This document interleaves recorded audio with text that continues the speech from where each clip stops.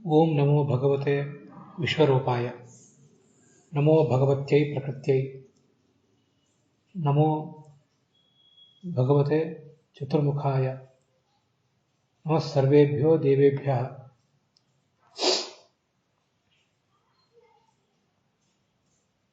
ಶುಕಾಚಾರ್ಯಃ ಪರೀಕ್ಷಿತಂ ಧ್ಯಾನಪ್ರಕಾರಂ ವರ್ಣಯಾಮಾಸ.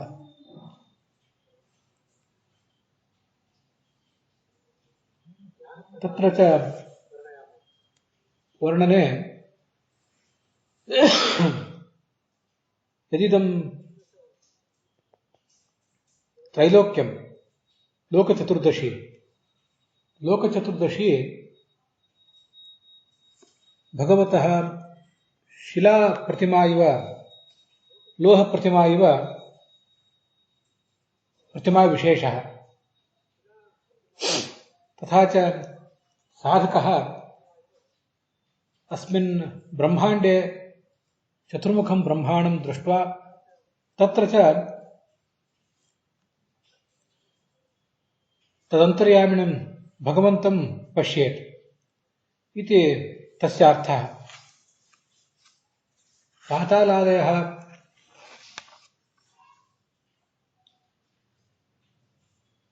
ಸಪ್ತ ಲೋಕಾಃ ಭಗವತಃ ದೇಹಸ್ಯ ಅಧೋಭಾಗಃ ಇತಿ ವರ್ಣ್ಯಂತೆ. ಅಪಿ ಚ ಭೂಃ ಭುವಃ ಸ್ವಃ ಇತ್ಯಾದಯಃ ತಸ್ಯ ಭಗವತಃ ಊರ್ಧ್ವದೇಹಃ ಇತಿ ವರ್ಣ್ಯಂತೆ.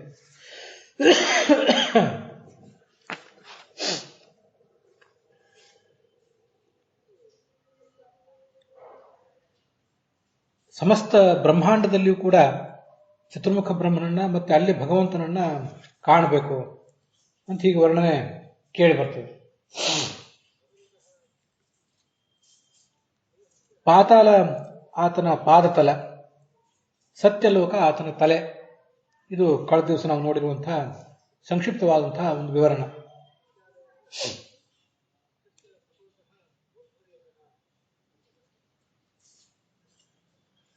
31 ಶ್ಲೋಕದವರೆಗೆ ಕಳೆದ ದಿವಸ ನೋಡಿದ್ದೇವೆ.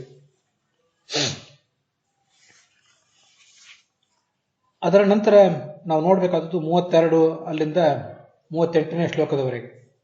ಮತ್ತೆ ಭಾಗವತ ತಾತ್ಪರ್ಯ ಅದಕ್ಕೆ ಏನು ಹೇಳಿದೆ ಅಂತ ಅನ್ನೋದನ್ನು ಕೂಡ ನಾವು ಮುಂದೆ ಗಮನಿಸಬೇಕು. ವ್ರೀಳಾ ಉತ್ತರೋಷ್ಠ ಅಧರ ಏವ ಲೋಭ ಅನ್ನುವಂಥ 32ನೇ ಶ್ಲೋಕ ನಾವೀಗ ನೋಡಬೇಕಾದದ್ದು. ವ್ರೀಡ ಅಥವಾ ವ್ರೀಳ ಅಂದರೆ ಲಜ್ಜೆ.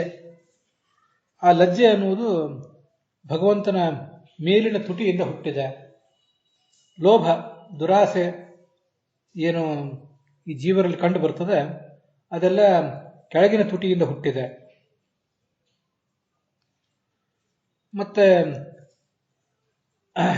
ಈ ಧರ್ಮ ಅದು ಆತನ ಎದೆಯಿಂದ ಹುಟ್ಟಿದೆ. ಅಧರ್ಮ ಆತನ ಬೆನ್ನಿನಿಂದ ಹುಟ್ಟಿದೆ. ಇಲ್ಲಿ ನಾಚಿಕೆ ಮತ್ತು ದುರಾಸೆ ಹೀಗೆಲ್ಲ ಗುಣಗಳನ್ನು ವರ್ಣನೆ ಮಾಡಿದ್ದಾರೆ. ಇಲ್ಲಿ ನಾಚಿಕೆ ಅಂದರೆ ಅದು ಸಾಧಕನಿಗೆ ಅಥವಾ ಒಬ್ಬ ಜೀವನಿಗೆ ಇರಬೇಕಾದಂತಹ ಒಂದು ಗುಣ. ಅಕಾರ್ಯವನ್ನು ಮಾಡಬಾರ್ದು, ದುಷ್ಟ ಕಾರ್ಯವನ್ನು ಮಾಡದೆ ದೂರ ಇರುವುದಕ್ಕೆ ಒಂದು ಕಾರಣವಾದಂತಹ ಗುಣ ಇದು ನಾಚಿಕೆ. ಇದು ನಮ್ಗೆ ಗೊತ್ತಿರುವಂತೆ. ಇದಕ್ಕೆ ಪ್ರತಿಯೊಂದಕ್ಕೂ ಕೂಡ ಅಭಿಮಾನಿ ದೇವತೆಗಳಿದ್ದಾರೆ. ಕೆಲವುದಕ್ಕೆ ಇಲ್ಲಿ ಹೇಳಲಿಲ್ಲ, ನಾವು ಹೇಳದೇ ಇದ್ದದನ್ನ ನಾವು ಊಹಿಸಿ ತಿಳಿಬೇಕು, ಹೇಳಿದ್ದನ್ನ ಅವಗಾಹನ ತಂದ್ಕೋಬೇಕು. ಹ್ರೀ ಅಂತ ಬಂದಿದೆ. ನಾಚಿಕೆಗೆ ದೇವತೆ ಯಾರು? ಲಕ್ಷ್ಮೀದೇವಿಯನ್ನ ಈ ತೈತರಿಯ ಆರಣ್ಯಕದಲ್ಲಿ ಯಜುರ್ವೇದದಲ್ಲಿ, ಕೃಷ್ಣ ಯಜುರ್ವೇದದಲ್ಲಿ ಹ್ರೀಶ್ಚತೆ ಲಕ್ಷ್ಮೀಶ್ಚ ಪತ್ನ್ಯವು ಅಂತ ವರ್ಣನೆ ಮಾಡಿದ್ದಾರೆ. ಲಕ್ಷ್ಮೀದೇವಿಗೆ ಹ್ರೀ ಅಂತ ಒಂದು ರೂಪ ಇದೆ. ಆ ಲಕ್ಷ್ಮೀದೇವಿಯ ಹ್ರೀ ಎಂಬ ರೂಪ ಹೀಗೆ ಭಗವಂತನ ಮೇಲ್ತುಟಿಯಿಂದ ಹುಟ್ಟಿದೆ ಅಂತ ನಾವು ತಿಳಿದುಕೊಳ್ಬಹುದು. ಅದು ನಮ್ದು ಊಹೆ ಮಾತ್ರ. ಉಳಿದ ಅನೇಕ ದೇವತೆಗಳು ಕೂಡ, ಅನೇಕ ದೇವತಾ ಸ್ತ್ರೀಯರು ಹ್ರೀ ಎಂಬ ರೂಪದಿಂದ ಇರಬಹುದು. ಹೀಗೆ ಮೇಲ್ತುಟಿಯಿಂದ ಹ್ರೀ ಹುಟ್ಟಿದ್ದಾಳೆ. ಲೋಭ ಅಂದರೆ ದುರಾಸೆ, ಅದಕ್ಕೆ ಅಭಿಮಾನಿಯಾದಂತಹ ಒಬ್ಬ ದೈತ್ಯ ಕೆಳತುಟಿನಿಂದ ಹುಟ್ಟಿದ್ದಾನೆ. ಧರ್ಮ, ಯಮಧರ್ಮ ಆತನ ಎದೆಯಿಂದ ಹುಟ್ಟಿದ್ದಾನೆ. ಇವೆಲ್ಲ ಕೆಲವು ಸಂಗತಿಗಳು ಮಹಾಭಾರತ ತಾತ್ಪರ್ಯ ನಿರ್ಣಯದಲ್ಲೂ ಕೂಡ 1, 2, 3 ಈ ಅಧ್ಯಾಯಗಳಲ್ಲಿ ಕಂಡು ಬರ್ತವೆ. ಅಧರ್ಮ ಆತನ ಬೆನ್ನಿನಿಂದ ಹುಟ್ಟಿದೆ. ಕಸ್ತಸ್ಯ ಮೇಢ್ರಂ, ದಕ್ಷ ಪ್ರಜಾಪತಿ ಆತ ಭಗವಂತನ ಜನನೇಂದ್ರಿಯದಿಂದ ಶಿಷ್ಣೇಂದ್ರಿಯದಿಂದ ಹುಟ್ಟಿದ್ದಾನೆ. ದಕ್ಷ ಪ್ರಜಾಪತಿಯಿಂದಲೇ ಮುಂದೆ ಸ್ತ್ರೀ ಪುರುಷರ ಸಂಪರ್ಕದಿಂದ ಉಂಟಾಗುವಂಥ ಒಂದು ಸೃಷ್ಟಿ ನಡೆಯಿತು ಅಂತ ಶಾಸ್ತ್ರದಲ್ಲಿ ವರ್ಣನೆ ಮಾಡ್ತಾರೆ. ದಕ್ಷ ಪ್ರಜಾಪತಿ ಅನೇಕ ಜನ ಮಕ್ಕಳನ್ನು ಪಡೆದು, ಹೆಣ್ಣು ಮಕ್ಕಳನ್ನು ಪಡೆದು, ಅವರೆಲ್ಲರನ್ನ ಕೆಲವು 27 ಜನರನ್ನ ಚಂದ್ರನಿಗೆ, 14 ಜನರನ್ನ ಕಶ್ಯಪನಿಗೆ ಹೀಗೆಲ್ಲ ಮದುವೆ ಮಾಡಿಕೊಟ್ಟ ಅಂತ ಕೇಳಿ ಬರ್ತದೆ. ಅಂತೂ ಈ ಜಗತ್ತಿನ ಸಂತಾನ ಮುಂದುವರಿಯುವುದರಲ್ಲಿ ಆತನೊಂದು ದೊಡ್ಡ ಪಾತ್ರ ಇದೆ. ಆತ ಹುಟ್ಟಿದ್ದು ಭಗವಂತನ ಜನನೇಂದ್ರಿಯದಿಂದ. ಮಿತ್ರ ಅಂತ ಮತ್ತೊಬ್ಬ ದೇವತೆ.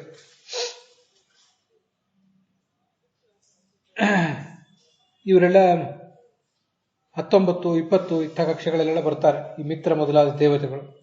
ಅವರು ಭಗವಂತನ ವೃಷಣದಿಂದ ಹುಟ್ಟಿದ್ದಾರೆ. ಕಸ್ತಸ್ಯ ಮೇಢ್ರಂ ವೃಷಣೌಚ ಮಿತ್ರ ಕುಕ್ಷಿ ಸಮುದ್ರಾಹ. ಭಗವಂತನ ಹೊಟ್ಟೆಯಿಂದ ಸಮುದ್ರಗಳೆಲ್ಲವೂ ಕೂಡ ಹುಟ್ಟಿವೆ.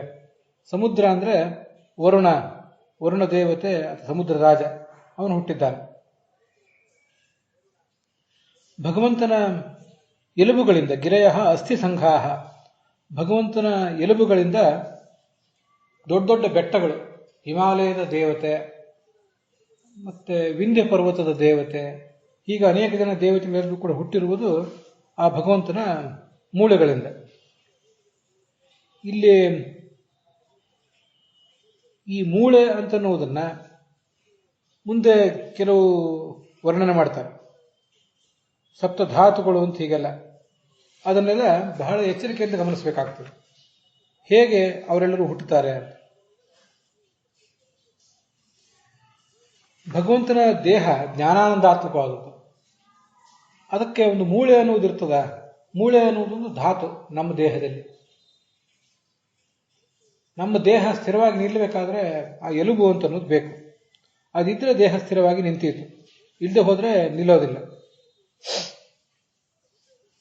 ಆದ್ದರಿಂದ ಭಗವಂತನಿಗೆ ಮೂಳೆ ಅಂದ್ರೆ ಏನು, ಅದನ್ನ ಇಲ್ಲಿ ಸ್ಪಷ್ಟವಾಗಿ ನಮ್ಮಂಥವ್ರು ಊಹೆ ಮಾಡೋದು ಕಷ್ಟ.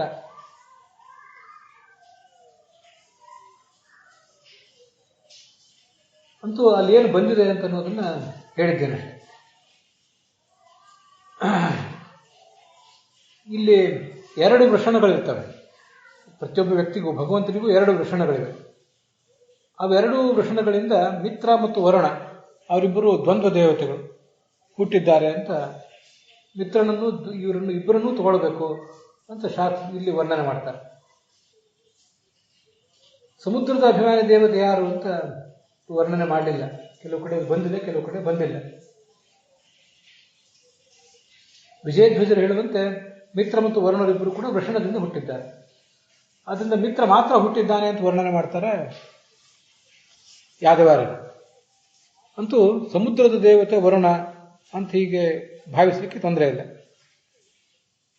ಭಗವಂತನ ನಾಡಿಗಳೇನಿವೆ, ದೇಹದಲ್ಲಿ, ಸ್ವರೂಪ ದೇಹದಲ್ಲಿ ಏನು ನಾಡಿಗಳಿವೆ, ಆ ನಾಡಿಗಳಿಂದ ಈ ಅನೇಕ ನದಿಗಳು ಹುಟ್ಟಿವೆ. ಭಗವಂತನ ರೋಮಗಳಿಂದ ಈ ಅನೇಕ ರೀತಿಯಾದ ವೃಕ್ಷಗಳು ಹುಟ್ಟಿವೆ.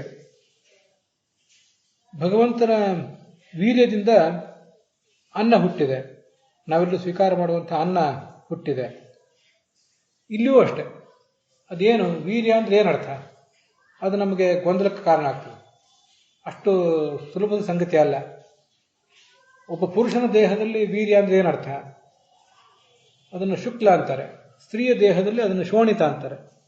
ಶುಕ್ಲ ಮತ್ತು ಶೋಣಿತಗಳ ಸಂಯೋಗದಿಂದ ಗರ್ಭ ಹುಟ್ಟುತ್ತದೆ, ನಮಗಿದೆಲ್ಲ ಗೊತ್ತಿದೆ. ಭಗವಂತನ ದೇಹದಲ್ಲಿ ವೀರ್ಯ ಅಂದ್ರೆ ಏನರ್ಥ, ನಮ್ಮ ದೇಹದಲ್ಲಿರುವಂತೆ ವೀರ್ಯ ಅದಲ್ಲ, ಆತನ ಒಂದು ಶಕ್ತಿ ಅಂತ ನಾವು ಅದನ್ನು ತಿಳ್ಕೊಳ್ಬೇಕಷ್ಟೆ. ಭಗವಂತನ ಶ್ವಾಸದಿಂದ ಗಾಳಿ ಹುಟ್ಟಿದೆ. ಶ್ವಸಿತಂ ಮಾತರಿಶ್ವ ಗತಿ ವಯಃ.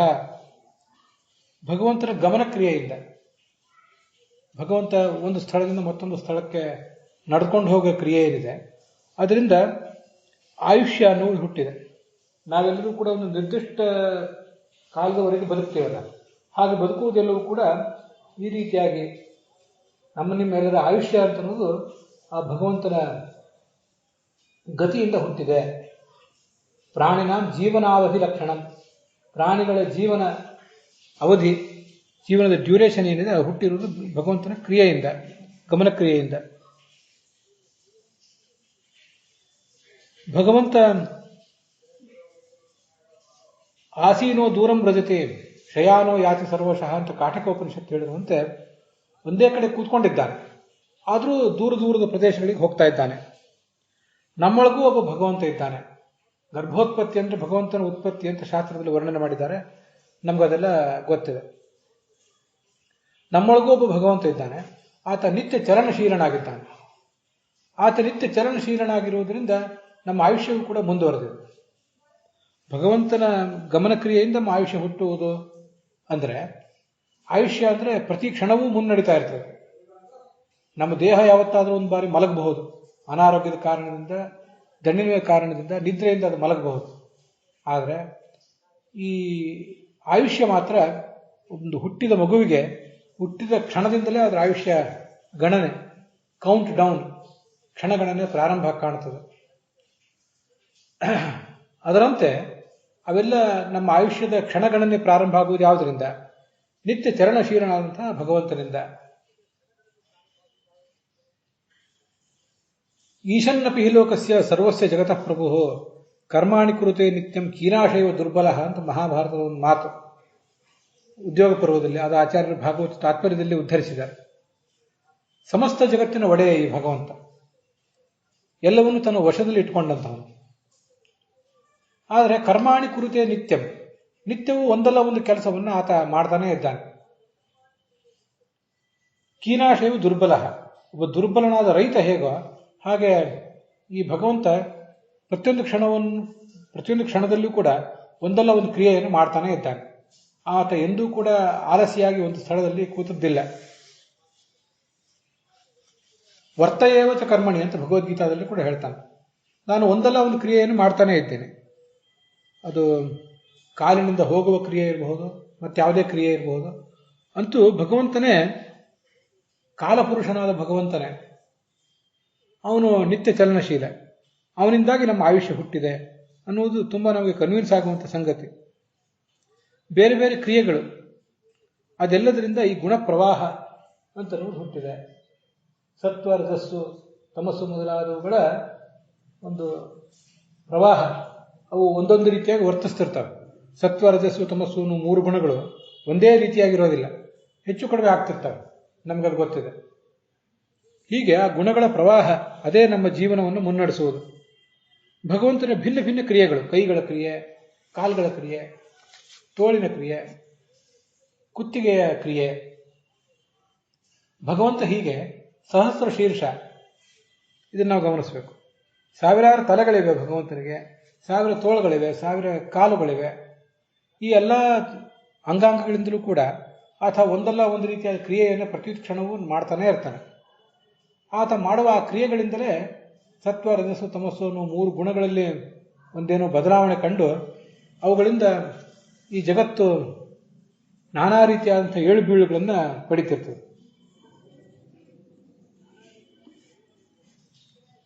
ಭಯಂಚ ಅಭಯಮೇವ ಚ ಮತ್ತಃ ಏವ, ಎಲ್ಲವೂ ನನ್ನಿಂದಲೇ. ಭಗವದ್ಗೀತಾದಲ್ಲಿ ಒಂದು ಕಡೆ ಕೃಷ್ಣ ಅದನ್ನು ವರ್ಣನೆ ಮಾಡ್ತಾನೆ. ಜಗತ್ತಿನ ಭವಂತಿ ಭಾವಾಭೂತಾನ ಮತ್ತ ಏವ ಪೃಥಕ್ ವಿಧಾಹ. ನಮ್ಮಲ್ಲಿ ಎಲ್ಲ ಜೀವರಲ್ಲಿ ಅನೇಕ ದೈಹಿಕ ಕ್ರಿಯೆಗಳು, ಹಾಗೆ ಅನೇಕ ಮಾನಸಿಕ ಕ್ರಿಯೆಗಳು ನಡೀತಿರ್ತಾವಲ್ಲ, ಇವನ್ನೇ ನಾವು ಭಾವ ಅನ್ನೋದು. ಅವೆಲ್ಲವೂ ಕೂಡ ಭಗವಂತನಿಂದಲೇ ನಡೀತವೆ, ಅವನ ಕ್ರಿಯೆಗಳಿಂದಲೇ. ಈ ಎಲ್ಲ ಕಡೆನೂ ಕೂಡ ನಹಿ ಪ್ರತಿಬಿಂಬಸ್ಯ ಕ್ರಿಯಾ ಬಿಂಬಕ್ರಿಯೆಯೈವ ಕ್ರಿಯಾವಾನ್ ಸಹ ಅಂತ ಆಚಾರ್ಯರು ಗೀತಾ ಪ್ರಸ್ಥಾನದಲ್ಲಿ ಹೇಳುವಂತೆ, ಪ್ರತಿಬಿಂಬರಾದ ನಮಗೆ ಒಂದು ಸರಿಯಾದ ಕ್ರಿಯೆ ಅಂತನ್ನುವುದೇ ಇಲ್ಲ. ಬಿಂಬರಾದಂಥ ಭಗವಂತ ಒಳಗೆ ಕೂತು ನಡೆದರೆ ಆಯುಷ್ಯ, ಬೇರೆ ಬೇರೆ ಕ್ರಿಯೆಗಳನ್ನು ಮಾಡಿದರೆ ಅದಕ್ಕೆ ಅಧೀನವಾಗಿ ನಾವೇನೇನೋ ಕೆಲಸಗಳನ್ನು ಮಾಡ್ತಾ ಹೋಗ್ತೇವೆ. ಆತನ ಶ್ವಾಸೋಚ್ಛ್ವಾಸದಿಂದ ಗಾಳಿ ಹುಟ್ಟಿದೆ, ಅದು ನಮಗೂ ಈ ಜಗತ್ತಿನಲ್ಲಿ ಬದುಕಿಗೆ ಕಾರಣ ಆಗಿದೆ. ಈಶಸ್ಯ ಕೇಶಾನ್ ವಿದುರಂಬ ಅಂಬುವಾಹಾನ್, ಭಗವಂತನ ತಲೆ ಕೂದಲುಗಳಿಂದ ಮೋಡ ಹುಟ್ಟಿದೆ. ವ್ಯಾಪ್ತನಾದ, ಸರ್ವತ್ರ ವ್ಯಾಪ್ತನಾದಂತಹ, ಬ್ರಹ್ಮಾಂಡದಲ್ಲೆಲ್ಲ ಪಸರಿಸಿದಂತಹ ಆ ಭಗವಂತನ ಒಂದು ರೂಪವನ್ನು ನಾವು ಚಿಂತಿಸಬೇಕು. ಅದರ ತೋಳುಗಳು ಬೇರೆ ಬೇರೆ ದಿಕ್ಕುಗಳಲ್ಲಿದೆ, ಕಳೆದ ದಿವಸ ಅದನ್ನು ನೋಡಿದ್ದೇವೆ. ಅದರ ತಲೆ ಅಂತನ್ನುವುದು ಆಕಾಶದಲ್ಲಿ ಎಲ್ಲ ಕಡೆ ಹರಡಿಕೊಂಡಿದೆ. ಆ ಭಗವಂತನ ಕೂದಲುಗಳು ಅವು ಕೂಡ ಎಲ್ಲ ಕಡೆ ಹರಡಿಕೊಂಡಿವೆ. ಈಶ್ವರನನ್ನ, ಪಾರ್ವತೀಪತಿಯಾದ ಈಶ್ವರನನ್ನು ವ್ಯೋಮಕೇಶ ಅಂತ ವರ್ಣನೆ ಮಾಡ್ತಾರೆ. ಅವನು ತಾಂಡವ ನೃತ್ಯ ಮಾಡುವಾಗ ಅವನ ಕೇಶಗಳು ಎಲ್ಲ ಕಡೆ ಹರಡಿ ಹೋಗಿರ್ತವಂತೆ. ಅದರಂತೆ ಈ ಭಗವಂತನು ಕೂಡ ವಿಶ್ವರೂಪನಾಗಿ ನಿಂತಾಗ ಆತನ ತಲೆ ಕೂದಲುಗಳು ಎಲ್ಲ ಕಡೆ ಚದರಿ ಹೋಗಿರ್ತವೆ. ಅದರಿಂದಲೇ ಮೋಡಗಳು ಹುಟ್ಟಿವೆ. ಆ ವಿಶ್ವರೂಪಕ್ಕೆ ಮೋಡಗಳೇ ತಲೆ ಕೂದಲಿನಂತೆ. ಎರಡು ಸಂಧ್ಯೆಗಳು, ಸಾಯಂ ಸಂಧ್ಯಾ ಮತ್ತು ಪ್ರಾತಃ ಸಂಧ್ಯಾ, ಅವೇನಿವೆ ಎರಡು ಬಟ್ಟೆಗಳು, ಭಗವಂತ ಹುಟ್ಟಿರುವಂತಹ ಎರಡು ಬಟ್ಟೆಗಳಿಂದ. ವಾಸಸ್ತು ಸಂಧ್ಯೆ, ಮೇಲೊಂದು ಹೊದ್ದಿದ್ದಾನೆ, ಕೆಳಗೊಂದು ಹುಟ್ಟಿದ್ದಾನೆ. ಅವನ ಆ ಬಟ್ಟೆಗಳಿಂದಲೇ ಈ ಪ್ರಾತಃ ಸಂಧ್ಯಾ ಮತ್ತು ಸಾಯಂ ಸಂಧ್ಯಾ ಅನ್ನುವಂಥ ಎರಡು ಸಂಧ್ಯಾಗಳು ಹುಟ್ಟಿವೆ. ಇಲ್ಲಿ ಎಲ್ಲ ಕಡೆನೂ ಕೂಡ ನಾವೀಗ ಗಮನಿಸಬೇಕಾದದ್ದು ಭಗವಂತನ ಅಪ್ರಾಕೃತವಾದ ಶರೀರ. ಆ ಅಪ್ರಾಕೃತವಾದ ಶರೀರದಿಂದ ಇವೆಲ್ಲ ಹುಟ್ಟಿವೆ. ಭಗವಂತನ ಮೇಲ್ತುಟಿ, ಕೆಳತುಟಿ, ಆತನ ಎದೆ, ಬೆನ್ನು, ಆತನ ಜನನೇಂದ್ರಿಯ, ಹೊಟ್ಟೆ, ಹೀಗೆ ಅನೇಕ ಸಂಗತಿಗಳನ್ನು ನಾವು ನೋಡ್ತಾ ಇದ್ದೀವಿ.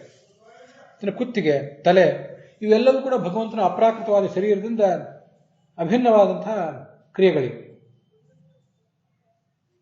ಇಲ್ಲಿ ಈ ಬಟ್ಟೆಗಳು ಅಂತಿದೆಯಲ್ಲ, ಭಗವಂತ ಬಟ್ಟೆಗಳನ್ನು ಹುಟ್ಟಿರ್ತಾರಲ್ಲ, ಅವು ಕೂಡ ಅವನ ಸ್ವರೂಪ ಶರೀರದಿಂದ ಭಿನ್ನವ ಅನ್ನುವಂಥ ಒಂದು ಜಿಜ್ಞಾಸೆ ನನ್ನನ್ನು ಕಾಡಿತು.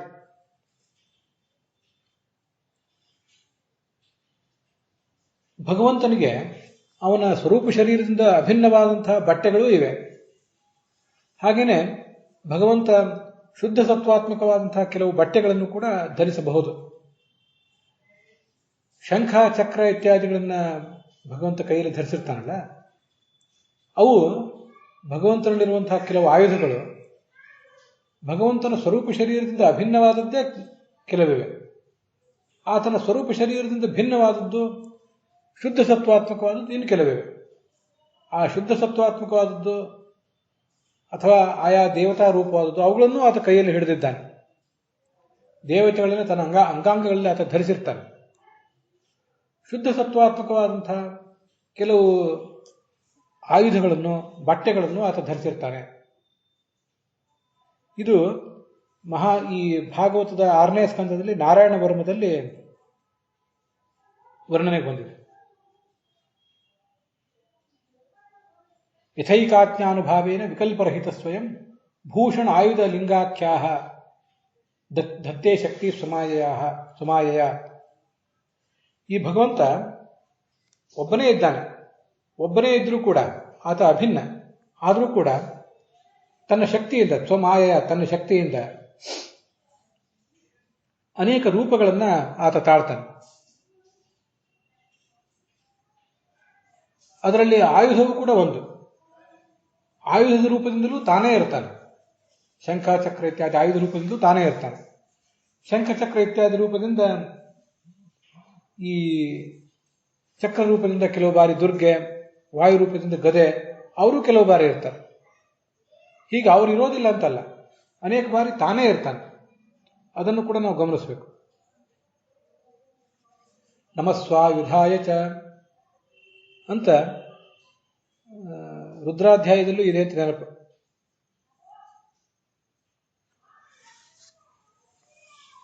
ಪವಮಾನ ಸೂಕ್ತದಲ್ಲೂ ಕೂಡ ಆತನನ್ನ ಸ್ವಾಯುಧ ಅಂತ ಒಂದ್ ಕಡೆ ವರ್ಣನೆ ಮಾಡ್ತಾರೆ. ಸ್ವಾಯುಧ ಅಂದ್ರೆ ಸ್ವಸ್ವರೂಪವಾದಂತಹ ಆಯುಧಗಳನ್ನ ಧರಿಸಿದವನು ಅಂತ. ಆ ಆಯುಧಗಳನ್ನು, ಭೂಷಣವನ್ನು, ಬಟ್ಟೆ ಆಭರಣದ ರೂಪದಲ್ಲಿಯೂ ತಾನೇ ಇರ್ತಾನೆ. ಕೆಲವು ಬಾರಿ ಚತುರ್ಮುಖ ಮೊದಲಾದ ರೂಪದ ಆಭರಣಗಳನ್ನು ಕೂಡ ಧರಿಸ್ತಾನೆ.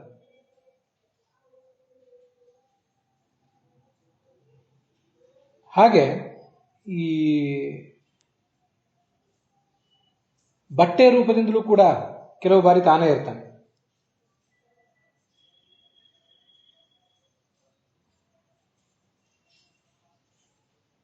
ಒಬ್ಬನೇ ಇದ್ದಾನವನು. ಆದರೆ ಯಥೈಕಾಜ್ಞಾನುಭಾವೇನ ವಿಕಲ್ಪರಹಿತ ಸ್ವಯಂ, ನಾರಾಯಣ ವರ್ಮದಲ್ಲಿ ಆ ಸಂಗತಿ ಬರ್ತದೆ. ಏಕೈವ ಪರೋ ವಿಷ್ಣು ಭೂಷಾ ಹೇತಿ ಧ್ವಜೇಶು ಅಜಃ ತತ್ತಚ್ಛಕ್ತಿ ಸ್ವರೂಪೇಣ ಸ್ವಯಮೇವ ವ್ಯವಸ್ಥಿತ. ಭಗವಂತ ಒಬ್ಬನೇ ಇದ್ರೂ ಕೂಡ ಅವನು ಭೂಷಾ ಅಂದರೆ ಭೂಷಣಗಳು, ಹೇತಿ ಅಂದರೆ ಆಯುಧಗಳು, ಇವುಗಳೆಲ್ಲದರಲ್ಲೂ ಕೂಡ ಅದದೇ ರೂಪದಿಂದ ಇರ್ತಾನೆ. ಹೀಗೆ ಭಗವಂತನ ಸ್ವರೂಪ ಶರೀರದಿಂದ ಅಭಿನ್ನವಾದಂತಹ ಕೆಲವು ಬಟ್ಟೆಗಳು ಇವೆ. ಆ ಬಟ್ಟೆಗಳಿಂದಲೇ ಹುಟ್ಟಿದ್ದು, ಎರಡು ಬಟ್ಟೆಗಳಿಂದ ಹುಟ್ಟಿದ್ದು ಎರಡು ಸಂಧಿಗಳು ಅಂತ ನಾವು ತಿಳ್ಕೊಳ್ಬೇಕು.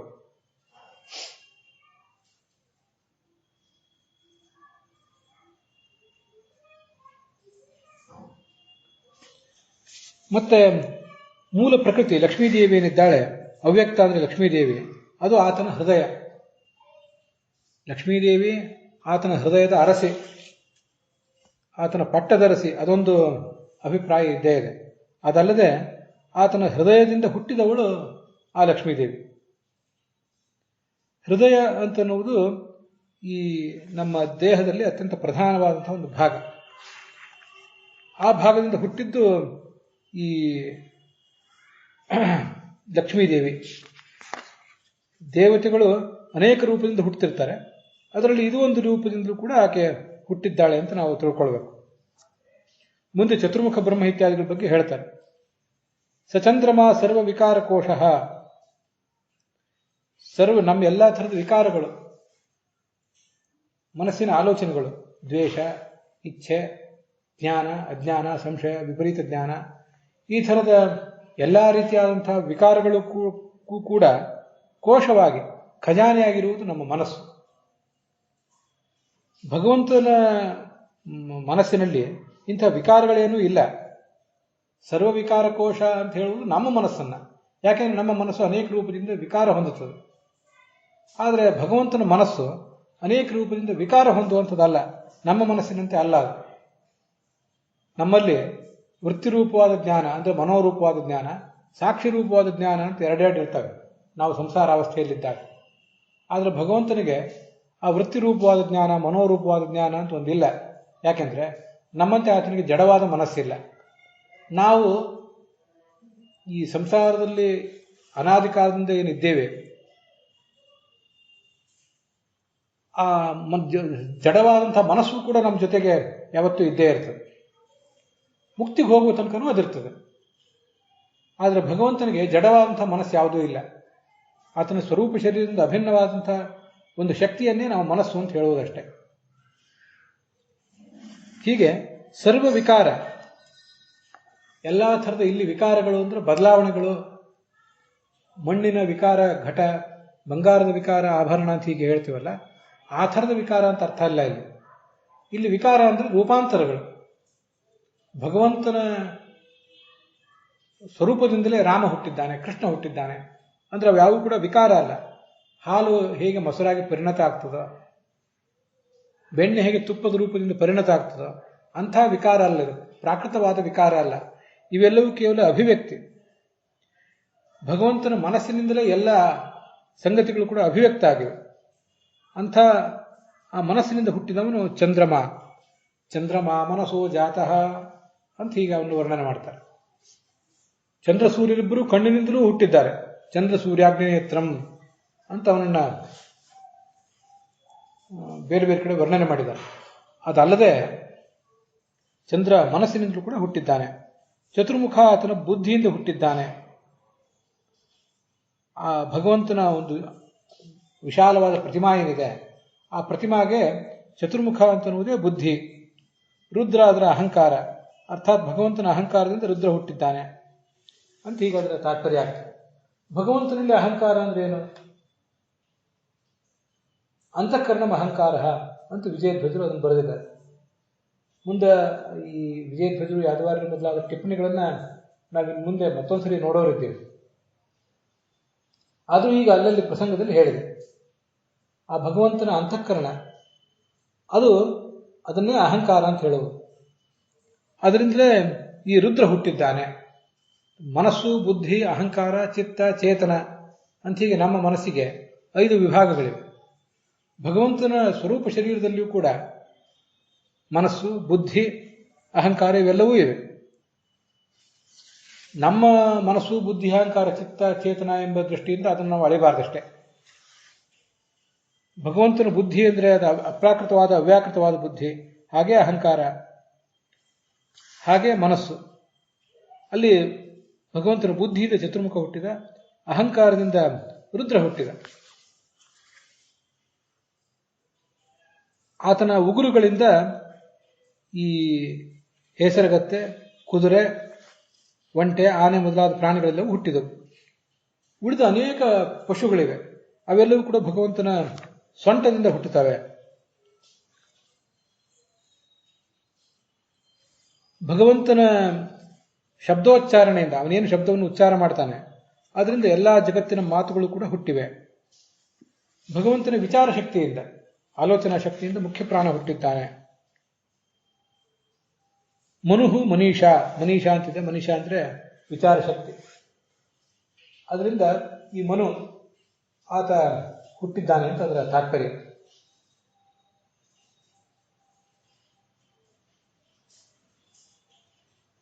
ವಚಾಂಸಿತ ವ್ಯಾಹರಣಂ ವಿಚಿತ್ರಂ ಮನುರ್ಮನೀಷಾ. ಮನುಹು ಅಂದ್ರೆ ವಾಯು ಅಂತ ಅರ್ಥ ಮಾಡಿದ್ದಾರೆ ವಿಜಯಧ್ವಜರು. ಮನೀಷಾ ಅಂದ್ರೆ ಬುದ್ಧಿ. ತೇ ವಾಯವೇ ಮನವೇ ಬಾಧಿತಾಯ ಅಂತ ವೇದವಾಕ್ಯವನ್ನು ಉದ್ಧಾರ ಮಾಡ್ತಾರೆ. ಮನು ಅಂದ್ರೆ ಸ್ವಯಂಭುವ ಅಂತ ಅರ್ಥ ಮಾಡ್ತಾರೆ ಯಾದವಾರ್ಯರು. ಇದಕ್ಕೆಲ್ಲ ನಮ್ಮಲ್ಲಿ ಪರಿಹಾರ ಏನಿಲ್ಲ, ಅಲ್ಲಿ ಏನಿದೆ ಕೇಳಬೇಕಷ್ಟೆ. ಮಾನವ ಆತನ ವಾಸಕ್ರಿಯೆಯಿಂದ ಹುಟ್ಟಿದ್ದಾನೆ. ಭಗವಂತ ಒಂದು ಕಡೆ ವಾಸ ಮಾಡ್ತಾನಟ, ಆತನ ವಾಸಕ್ರಿಯೆಯಿಂದ ಹುಟ್ಟಿದವನು ಮನುಷ್ಯ. ಗಂಧರ್ವ, ವಿದ್ಯಾಧರ, ಚಾರಣರು, ಅಪ್ಸರೆಯರು ಇವರೆಲ್ಲರೂ ಕೂಡ ಷಡ್ಜಾದಿ ಸ್ವರಗಳಿಂದ, ಭಗವಂತನ ಸ್ವರೂಪದಲ್ಲೇ ಷಡ್ಜ, ಪಂಚಮ, ದೈವತ ಮೊದಲಾದ ಸ್ವರಗಳಿವೆ. ಮತ್ತೆ ಸ್ಮರಣ ಶಕ್ತಿ ಇದೆ. ಆ ಸ್ಮರಣ ಶಕ್ತಿಯಿಂದ ಮತ್ತು ಷಡ್ಜಾದಿ ಸ್ವರಗಳಿಂದ ಈ ಎಲ್ಲ ದೇವತೆಗಳು ಕೂಡ ಹುಟ್ಟಿದ್ದಾರೆ. ಷಡ್ಜಾದಿ ಸ್ವರಗಳಿಂದ ಗಂಧರ್ವ ವಿದ್ಯಾಧರರು ಹುಟ್ಟುವುದು ಅಂದರೆ, ಷಡ್ಜಾದಿ ಸ್ವರಗಳು ಸಂಗೀತಕ್ಕೆ, ನಾಟ್ಯಶಾಸ್ತ್ರಕ್ಕೆ ಸಂಬಂಧಪಟ್ಟದ್ದು. ಅದರಿಂದ ಹುಟ್ಟಿದಂತಹ ಗಂಧರ್ವ ವಿದ್ಯಾಧರರು ಮೊದಲಾದವರೆಲ್ಲ ಆ ನಾಟ್ಯಶಾಸ್ತ್ರದಲ್ಲಿ ಕುಶಲರಾದರು ಅಂತ ಹೀಗದ ತಾತ್ಪರ್ಯ. ಅಸುರರೇ ಪರಾಕ್ರಮ. ಭಗವಂತನ ಪರಾಕ್ರಮದಿಂದ ಎಲ್ಲ ದೈತ್ಯರು ಕೂಡ ಹುಟ್ಟಿದ್ದಾರೆ. ಆ ದೈತ್ಯರಿಗೂ ಅಂತ ಒಂದಿಷ್ಟು ಪರಾಕ್ರಮ ಬಂದಿದೆ. ಆತನ ಮುಖದಿಂದ ಬ್ರಾಹ್ಮಣ ಹುಟ್ಟಿದ್ದಾನೆ, ಬಾಹುವಿನಿಂದ ಕ್ಷತ್ರಿಯ, ತೊಡೆಯಿಂದ ವೈಶ್ಯ ಹುಟ್ಟಿದ್ದಾನೆ, ಪಾದದಿಂದ ಶೂದ್ರ ಜನಿಸಿದ್ದಾನೆ. ದೇವತೆಗಳಿಗೆ ನಾವು ಕೊಡುವಂತಹ ಆಹಾರ ಅಂದರೆ ಸ್ವಾಹ, ಪಿತೃಗಳಿಗೆ ಕೊಡುವಂತಹ ಆಹಾರ ಅಂದರೆ ಸ್ವಧ. ಇವೆಲ್ಲವೂ ಕೂಡ ಭಗವಂತನ ಒಂದು ವೀರ್ಯದ ವೈಚಿತ್ರ್ಯ, ಅವನ ಶಕ್ತಿಯ ಒಂದು ವೈಚಿತ್ರ್ಯ ಅಷ್ಟೇ ಇದೆಲ್ಲ. ಇಲ್ಲಿ ಹಿಂದೊಂದು ಕಡೆ ಆ ಭಗವಂತನ ವೀರ್ಯದಿಂದ ಈ ಅನ್ನ ಹುಟ್ಟಿದೆ ಅಂತ ಬಂದಿದೆ. ಇವೆಲ್ಲವನ್ನು ನಾವು ಬೇರೆ ಬೇರೆ ರೀತಿಯಾಗಿ ತಿಳ್ಕೋಬೇಕು. ವೀರ್ಯ ಗುಣಗಳು ಅಂತ ಹಿಂದೆ ವೀರ್ಯ ಅಂತ ಸಮಷ್ಟಿಯಾಗಿ ತಗೊಂಡಿದ್ದಾರೆ. ಭಗವಂತನ ವೀರ್ಯದಿಂದ ಹುಟ್ಟಿದ್ದು ಈ ಅನ್ನ. ವೀರ್ಯದ ಗುಣಗಳಿಂದ, ಅದರ ವೈಚಿತ್ರ್ಯ, ಅದರ ಪ್ರಭೇದಗಳಿಂದ ಹುಟ್ಟಿದ್ದು ಈ ದೇವತೆಗಳಿಗೆ ಅನ್ನ ಮತ್ತೆ ಪಿತೃಗಳಿಗೆ ಅನ್ನ, ಸ್ವಾಹ ಮತ್ತು ಸ್ವಧಾಗಳು. ಭಗವಂತನ ಮಧ್ಯ ದೇಹದಿಂದ ಹವಿಸ್ಸು ಹುಟ್ಟಿದೆ, ಯಜ್ಞದ ಹವಿಸ್ಸು. ಭಗವಂತನ ಉಪಾಯ, ಅವನ ಪ್ಲಾನಿಂಗ್ ಏನಿದೆ ಅಂತ, ಉಪಾಯ ಅಂದ್ರೆ ಪ್ಲಾನಿಂಗ್ ಅಂತ ತಿಳ್ಕೋಬಹುದು. ಆತನ ಚಿಂತನ ಶಕ್ತಿ, ಅದರಿಂದ ಆ ಉಪಾಯದಿಂದ ಹುಟ್ಟಿದ್ದು ಯಜ್ಞ ಮೊದಲಾದ ಕರ್ಮಗಳು. ಹೀಗೆ ಇಡೀ ಬ್ರಹ್ಮಾಂಡ ಏನಿದೆ ಭಗವಂತನ ಒಂದು ದೇಹ. ದೇಹ ಅಂದಮೇಲೆ ಅದಕ್ಕೆಲ್ಲ ಅವಯವಗಳಿರ್ಬೇಕು, ನಾನಾ ಥರದ ಅವಯವಗಳು. ಪಾತಾಳ ಆತನ ಪಾದತಲ, ಸತ್ಯಲೋಕ ಆತನ ತಲೆ, ಉಳಿದದ್ದೆಲ್ಲವೂ ಕೂಡ ಈ ಎಲ್ಲ ಇಲ್ಲಿ ವರ್ಣನೆ ಮಾಡಿರುವುದೆಲ್ಲ ಏನಿದೆ ಯಜ್ಞಾದಿ ಕರ್ಮ ಮೊದಲಾದದ್ದು ಆತನ ಉಪಾಯ. ಹೀಗೆ ಬ್ರಹ್ಮಾಂಡದ ಅವಯವಗಳಿದು. ಈ ಪ್ರತಿಮಾಗಿಂತ ಮತ್ತೊಂದು ದೊಡ್ಡ ರೂಪ ಯಾವುದೂ ಇಲ್ಲ. ಸಮಸ್ತ ಪ್ರಪಂಚದಲ್ಲಿಯೂ ಅತ್ಯಂತ ದೊಡ್ಡ ರೂಪ ಅಂದರೆ ಇದೇ ದೊಡ್ಡ ರೂಪ. ಸಮಸ್ತ ವಿಶ್ವದಲ್ಲಿಯೂ ಕೂಡ ನಮಗೆ ಗೊತ್ತಿರುವಂತಹ ಅತ್ಯಂತ ಪ್ರಾಚೀನವಾದ ಪ್ರತಿಮಾ, ಅತ್ಯಂತ ಮೂಲವಾದ ಪ್ರತಿಮಾ ಅಂದರೆ ಇದೇ ಪ್ರತಿಮಾ. ಈ ಪ್ರತಿಮೆಯ ಬಗ್ಗೆ ಸಾಧಕ ಗಮನ ಹರಿಸಬೇಕು. ಈ ಮೂಲ ಪ್ರತಿಮಾವನ್ನ ನಾವು ಆರಾಧನೆ ಮಾಡಿದ್ದಾದ್ರೆ ನಮ್ಮ ಮನಸ್ಸಿನ ಎಲ್ಲ ದೋಷಗಳು ಕೂಡ ಪರಿಹಾರ ಕಾಣುತ್ತವೆ ಅಂತ 38ನೇ ಶ್ಲೋಕ ಇದೆ. ಅದರೊಂದಿಗೆ ಇವತ್ತಿನ ಈ ಭಾಗ ಸಮಾಪ್ತವಾಗಿದೆ. ಇನ್ನು ಮುಂದೆ ವ್ಯಾಖ್ಯಾನದಲ್ಲಿರುವಂಥ ವಿಷಯಗಳನ್ನು, ಭಾಗವತ ತಾತ್ಪರ್ಯದಲ್ಲಿರುವಂಥ ವಿಷಯಗಳನ್ನು ನೋಡಬೇಕಾಗಿದೆ. ಅಲ್ಲಿಗೆ ಈ ಭಾಗ ಸಮಾಪ್ತವಾಗಿದೆ. ಹುಸಿಯ ನಾಡಿ ಹೊಟ್ಟೆ ಹೊರೆವ ವಿಷಯದಲ್ಲಿ ರಸಿಕನೆಂದು ಹುಸಿಗೆ ಹಾಕಿದಿರುವ ಎನ್ನು ಹೃಷಿಕೇಶನೇ, ಈಶನಿನ್ನ ಚರಣ ಭಜನೆ ಆಸೆಯಿಂದ ಮಾಡುವೆ, ದೋಷರಾಶಿ ನಾಶ ಮಾಡು ಶ್ರೀಶಕೇಶವ. ಶ್ರೀಕೃಷ್ಣಾರ್ಪಣ ಮಸ್ತು.